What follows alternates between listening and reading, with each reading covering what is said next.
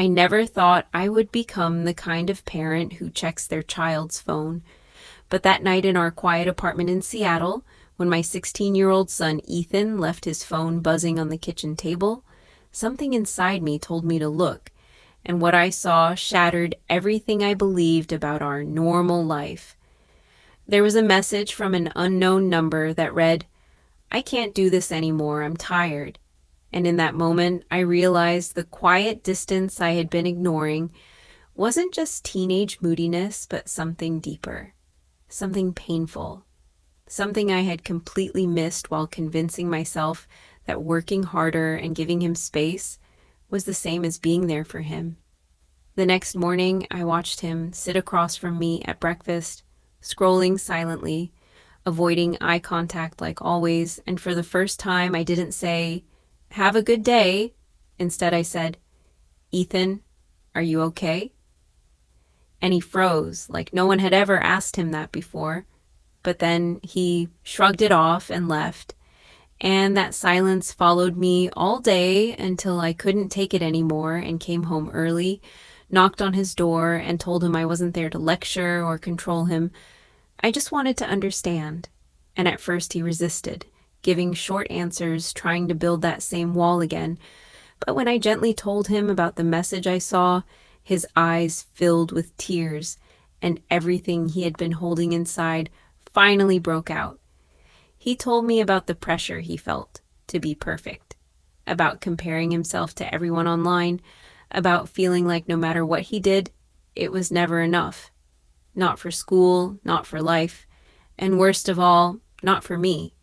And hearing that felt like a punch to my chest because all this time I thought I was supporting him.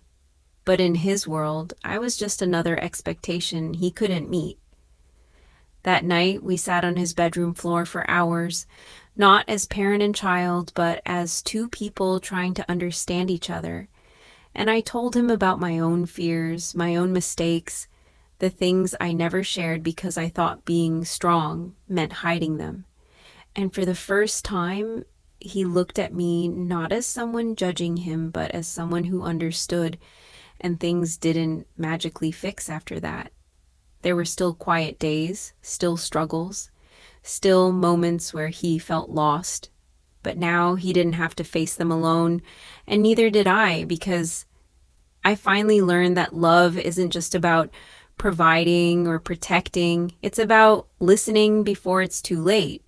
Because sometimes the people closest to you aren't trying to push you away. They're just silently hoping you'll notice they're not okay. And after that night, things didn't suddenly become perfect, but something had shifted between us.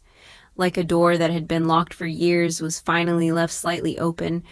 And instead of trying to fix everything, I started showing up in small ways, sitting with him during dinner without forcing conversation, asking simple questions without expecting perfect answers. And slowly, Ethan began to respond. Not all at once, but enough to let me know he was trying to. A few weeks later, his school counselor called me in and told me Ethan had been struggling quietly for months, hiding anxiety behind silence. And that was the moment I realized how close I had come to completely losing him without even knowing it. Not physically, but emotionally, which is sometimes worse.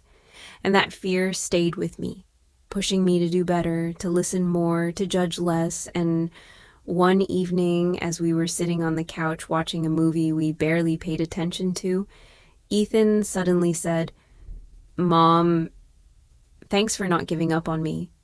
And those words hit me harder than anything else because the truth was I almost had, not intentionally, but through distance, through assumptions, through believing that he's fine without ever really asking. And I looked at him and said something I should have said a long time ago.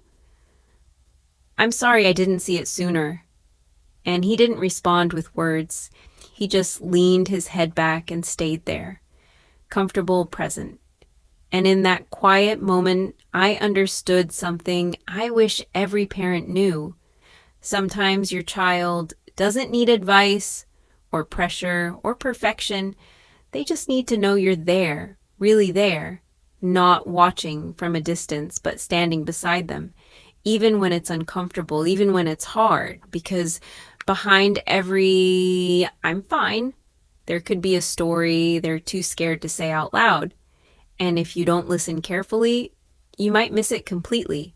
But if you do, if you stay, if you choose connection over control, you don't just fix a moment, you rebuild a relationship that could have been lost forever. And as the months went by, I started noticing the little things that once felt invisible. Ethan leaving his door open instead of closed, sitting a little closer during dinner, even asking me random questions about my day. And those small changes meant more than any big moment ever could, because they were real, they were earned, and they showed me hope and how